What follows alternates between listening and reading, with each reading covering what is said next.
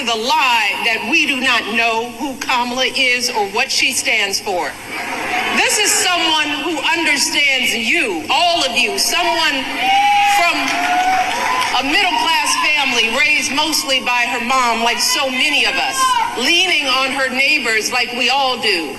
That's what you want in a president, someone who gets you and will have your back.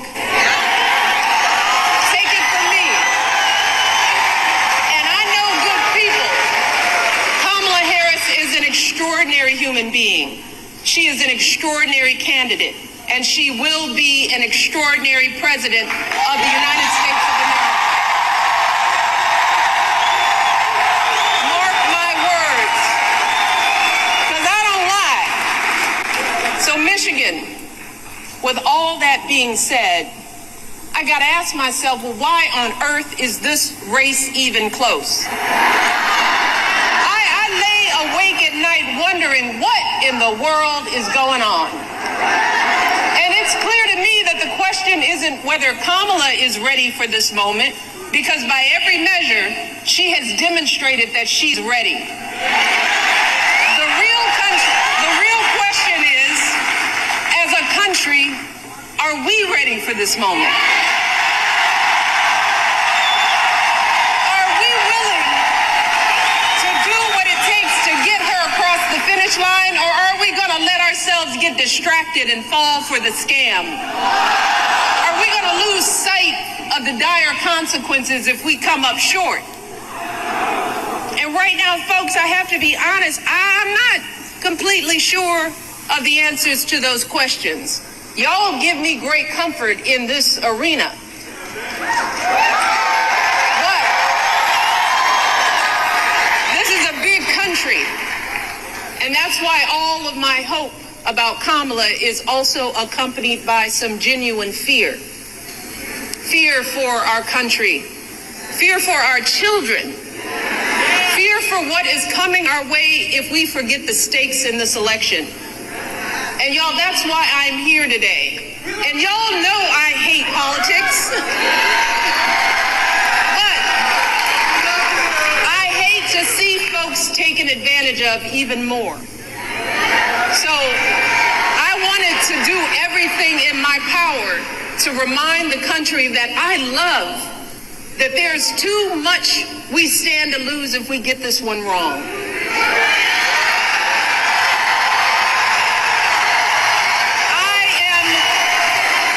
I'm deeply concerned, and I'm talking to everybody out there, that too many of us are still confused and buying into the lies and distortions from people who do not have our best interest at heart. So I want to address some of these concerns head on. Because when you lay out the options, this choice isn't even close. But whether it's online or in the media or in our social circles, there are folks who say they're not sure about Kamala.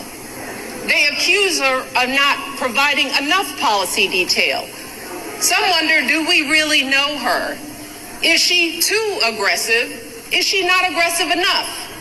There are folks sowing seeds of doubt about whether she's who she appears to be. Now, don't get me wrong. Voters have every right to ask hard questions of any candidate seeking office.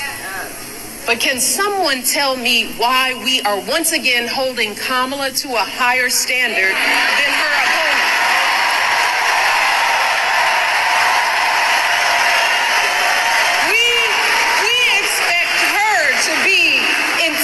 And articulate, to have a clear set of policies, to never show too much anger, to prove time and a time again that she belongs. But for Trump,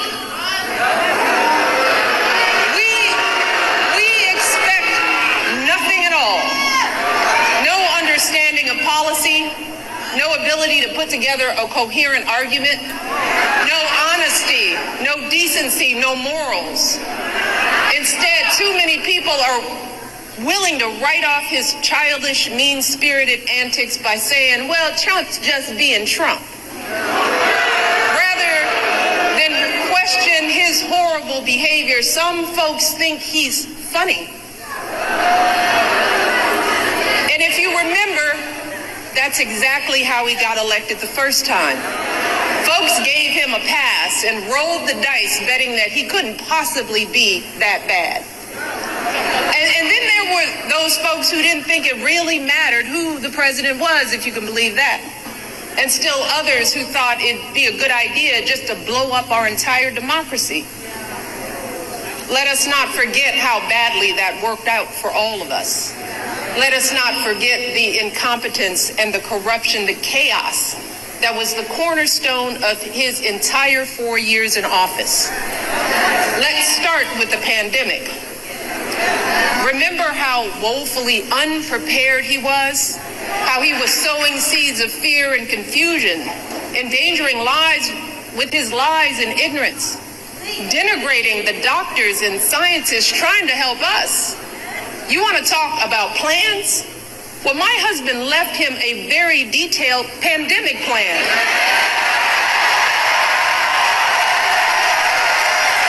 And you know what he did? He ignored it. He had no clue how to get us out of that crisis. No ability to bring back the millions of jobs we lost so suddenly. No idea how to get our students back into school safely. No attempt to help stem the epidemic of loneliness and isolation that too many of our young people are still dealing with. And his failures had real cost. America lost 7 million more jobs during the COVID downturn than the European Union. Among wealthy nations, the United States had one of the highest COVID death rates. Again, all of this occurred with Trump in charge. And sadly, this was just the tragic exclamation point on his disastrous presidency. Installing judges and justices who have now stripped away our reproductive freedoms. Cracking down on protesters marching to protect their sons from being shot because of the color of their skin. Rolling back protections for LGBTQ Americans. Fanning conspiracy theories, unleashing hatred in our communities. And then, when the American people fired him from a job that was too big for him to begin with, he tried to steal it, egging on a violent mob that breached our nation's capital. And when told that his own vice president was in danger, you know what he said? So what? So what, y'all? He said, so what? And after all of that, and there is more. There are still folks wringing their hands, crossing their arms, tuning out, saying they plan to sit this election out to prove a point. Well, let me tell you who isn't tuning out. Many of the folks who served closest to Trump and saw the danger firsthand. His former vice president, almost half of his former cabinet members, the growing list of four-star generals and Republican governors and senators and former House members, all of whom are not publicly supporting his candidacy the second time around. Y'all hear what I said? They are saying no, thank you. Many are speaking out. His chairman of the Joint Chiefs of Staff, for example, said, and these are his words, that Trump is fascist to the core. His Joint Chief of Staff. These folks know that nothing this man says or does is funny in any way. So I hope you'll forgive me if I'm a little frustrated that some of us are choosing to ignore Donald Trump's gross incompetence while asking Kamala to dazzle us at every turn. I hope that you'll forgive me if I'm a little angry that we are indifferent to his erratic behavior, his obvious mental decline, his history as a convicted felon, a known slumlord, predator found liable for sexual abuse, all of this while we pick apart Kamala's answers from interviews that he doesn't even have the courage to do, y'all. So, I am praying that those of us contemplating voting for Trump or not voting at all will snap out of whatever fog we are in. I am praying that we consider the decades of sacrifice and struggle by all of our ancestors, the folks who marched and sacrificed and shed their blood for us. We have to ask ourselves, is a vote for Trump or no vote at all the way we honor their lives? And if that's the case, well, that surely doesn't sound like freedom to me. Because let me tell you, in any other profession or arena, Trump's criminal track record and amoral character would be embarrassing, shameful, and disqualifying. So, I hope that you will forgive me if I am worried that we will blow this opportunity to finally turn the page on the ugliness once and for all. Because believe me, if Donald Trump is president again, at some point or another, that ugliness will touch all of our lives. And it will not matter what you look like, how you worship, who you love, or how you vote. If you don't make 6 or 8 or 12 figures, if you're not famous, if you criticize or disagree with him in any way, if he doesn't view you as his equal or relevant to his ambitions, I promise you, he will not think about you when he gets into the Oval Office. And that will have real consequences for all of us. If your town gets hit by a natural disaster, who do you want looking out for you? Is it Donald Trump, who's spreading so many lies and conspiracy theories about climate change and FEMA, that the workers in North Carolina trying to help folks clean up after the last hurricane were fearing for their safety? Or is it Kamala Harris, who has been meeting with local officials, comforting the families in that state and doing everything she can to get folks the help they need?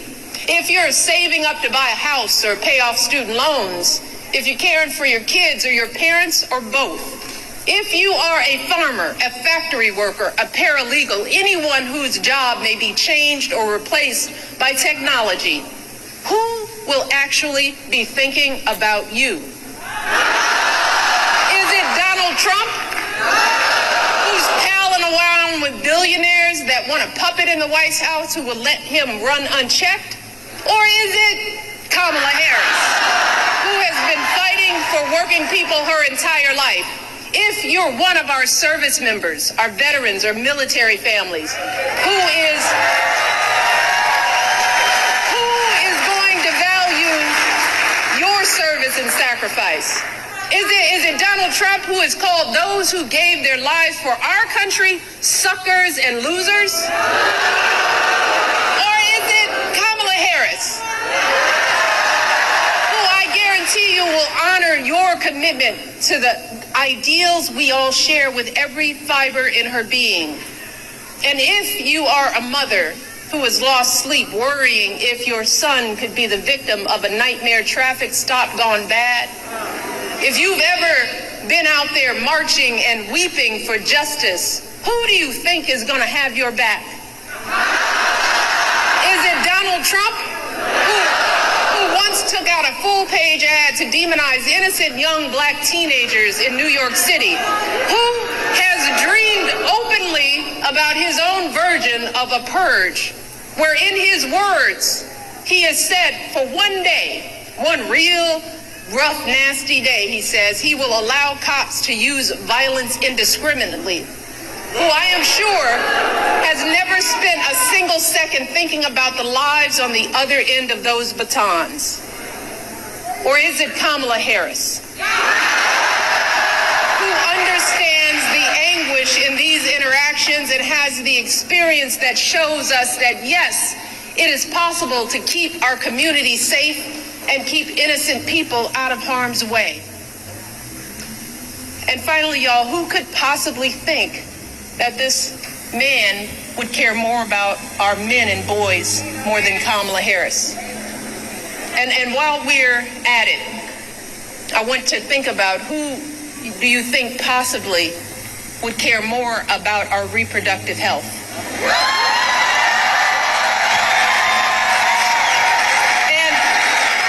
And I just want to take a moment with this particular question, because there is so much that gets lost in the conversation about women's reproductive rights.